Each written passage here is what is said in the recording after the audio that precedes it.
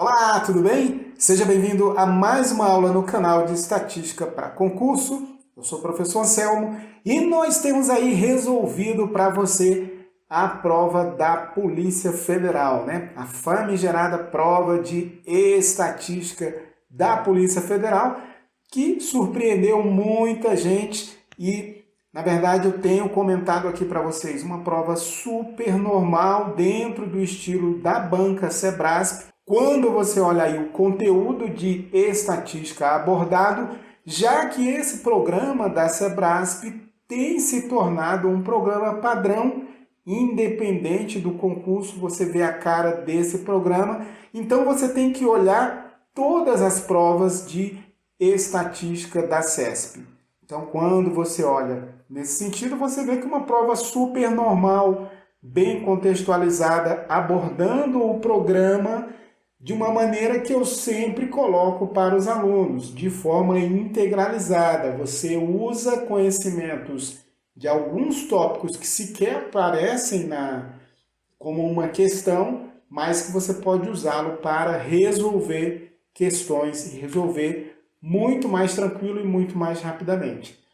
Vamos passar aqui para um bloco de questão super normal, uma questão até certo ponto batida dentro da CESP, que é a questão da regressão linear simples. Então, se você olhar a prova aí, praticamente quem estudou um programa CESP sabe que vai cair regressão e você vai ter que sujar as mãos aí na resolução de, pelo menos, regressão linear simples, como foi o caso aqui dessas questões. Bom, então nós temos aí a questão que trazia o seguinte enunciado, olha só, um estudo objetivou avaliar a evolução do número mensal Y em milhares de ocorrências, essas historinhas aqui você sempre pula, né? O que interessante aqui é que nós temos uma variável Y que nesse caso está sendo explicada por uma variável X, né? Uma variável T, estamos acostumados a trabalhar com o programa ou com a equação de regressão dessa maneira aqui, né? Em vez de x aí, ele usou t. Sem prejuízo, nós podemos usar o x aqui tranquilamente para acostumar com a nossa notação. Então, o que nós temos aí? Esse modelo de regressão linear, temos aqui, olha só, uma saída de software onde apresenta os erros padrão da estimativa da razão t e o p-valor associado aí a essas estimativas. Ele forneceu ainda o desvio padrão de y e o desvio padrão de t. Ou seja, ele nos deu aqui o sigma do y, que isso aqui é igual a 1, e o sigma do x ou sigma do t aqui, que é 3,6. Lembrando-se, ele deu também a equação modelada, né? Por isso nós temos aqui o estimador alfa igual a 5 e o estimador beta igual a menos 0,1. Então, são essas as nossas informações e ainda temos mais informação aqui, olha só. Temos o p-valor associado aos testes de significância desse intercepto, que é o nosso alfa, e do coeficiente angular, que é o nosso beta. Então vamos ver aí na primeira questão, olha só. Ele fala o seguinte: se a média amostral da variável t for igual a 6,5, lembrando que para nós aqui, vou chamar esse t de x, então nós temos aqui, esse t para nós é o x, ele está dizendo o seguinte, olha só, se a média é 6,5, então a média amostral de y é igual a 4,35 mil. Ora, nós sabemos o quê? Por mínimos quadrados, a estimativa de alfa vai ser a média amostral de y menos o estimador beta vezes a média amostral. De posse disso, muito tranquilo aqui eu isolar a média, né, para obter isso aqui é o alfa mais o beta vezes essa média de t, no nosso caso aqui x. Então a nossa média vai ser, lembrando que o nosso alfa é igual a 5, isso foi fornecido aqui no modelo, olha só, temos isso aqui no modelo, e o beta é menos 0,1, essa média aqui 6,5. Então, olha só, quando nós fazemos essa continha aqui, vamos ficar com 5 menos 0,65, muito tranquilo de concluir que isso aqui é 4,35, a unidade que está aí é em 1000, né? Então, muito tranquilo essa questão e o avaliador conseguiu o seu objetivo, que foi de deixar nervoso o candidato, e quando você chegava aqui nessa questão mais abaixo, uma questão bem tranquila, o estado de nervos já travou muita gente, né? Então, vamos passar aqui a mais uma questão do modelo, olha só, questão clássica, né? Considerando que A denote o coeficiente angular do modelo, então aí mais uma vez ele muda um pouquinho a notação, porque ele está dizendo o seguinte, ó, você tem um modelo alfa mais beta xi, e ele está dizendo aqui que esse cara aqui é A. Bom, considera ainda que o teste de hipóteses, né, o teste clássico aí, né, para os coeficientes do modelo. Ele vai testar se A é igual a zero contra a hipótese de que esse A é diferente de zero. Se concluímos que A é igual a zero, então a variável t, nesse caso aí, não explica a variabilidade de y, que é a nossa variável dependente. Então, o que ele fala? Olha só, nessa situação, com referência a esse teste, caso o nível de significância seja igual a 5%, os resultados do estudo em questão indicarão que não há evidências estatísticas contra a hipótese H0. Então, olha só. Primeiro passo nosso, vamos testar essas hipóteses. Temos uma estatística de teste, que é a nossa razão t, que é dada aí pelo A, calculado para o modelo, né? Ele está chamando isso de coeficiente angular, sobre o erro padrão de A.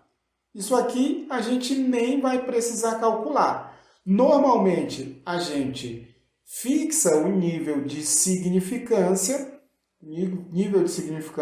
alfa, nesse caso 5%, e verifica o resultado dessa estatística aqui numa tabela da distribuição T. Vamos ter aqui uma região crítica associada a essa estatística, ou, alternativamente, nós verificamos o p-valor. Então, o que acontece? Olha só, quando nós olhamos o p-valor, vamos olhar então o p-valor associado ao coeficiente angular, nesse caso, foi o 0,15. Então, nós temos aqui p-valor igual ao 0,15. Isso significa o quê? O menor nível de significância para o qual eu vou rejeitar H0 é o nível de 15%. Portanto, olha só, quando nós tomamos alfa igual a 5%, não podemos rejeitar H0. Então, esse p-valor igual a 15% é o menor nível de significância para o qual eu rejeito H0.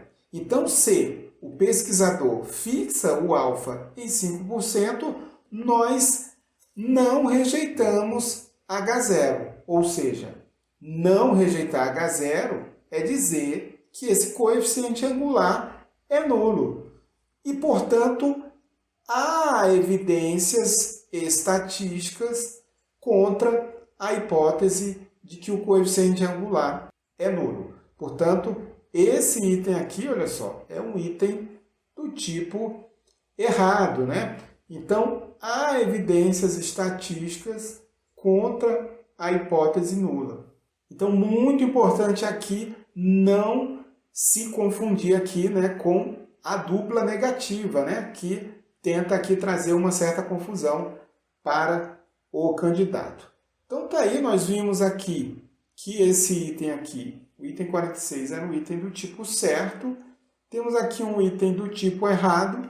E vamos passar aqui para a questão de correlação. Uma questão super tranquila, né, pessoal? Uma questão aí que realmente vem na linha das provas mais fáceis da CESP, né? Quando nós escrevemos que o modelo de regressão linear é dado por um alfa mais um beta vezes xi, modelo aqui já calculado, né? Vamos colocar aqui dessa forma. Nós podemos escrever que o coeficiente beta é igual ao somatório de xi menos x barra, yi menos y barra, e aqui o somatório dos desvios de x em relação à sua média, né? Os desvios quadráticos. Chamamos isso aqui comumente de SXY e isso aqui de SXX. Agora note o seguinte, olha, para estimar o coeficiente de correlação, nós usamos esse mesmo cara aqui, SXY, sobre a raiz quadrada de SXX vezes a raiz quadrada de SYY, onde nós temos que esse aqui é o SXX, o SYY é então o somatório dos desvios quadráticos de y elevado, aí temos aí os desvios quadráticos, né? Então, olha só, trabalhando com essa expressão aqui, o que que nós obtemos? Veja que posso escrever esse beta da seguinte forma. Esse termo SXY pode ficar, então, igual ao beta vezes o SXX.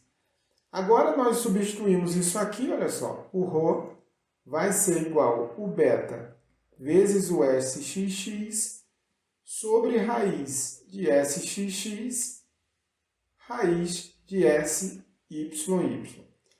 Quando nós simplificamos isso aqui, olha só, isso aqui vai ficar o beta que multiplica raiz de SXX sobre raiz de SYY.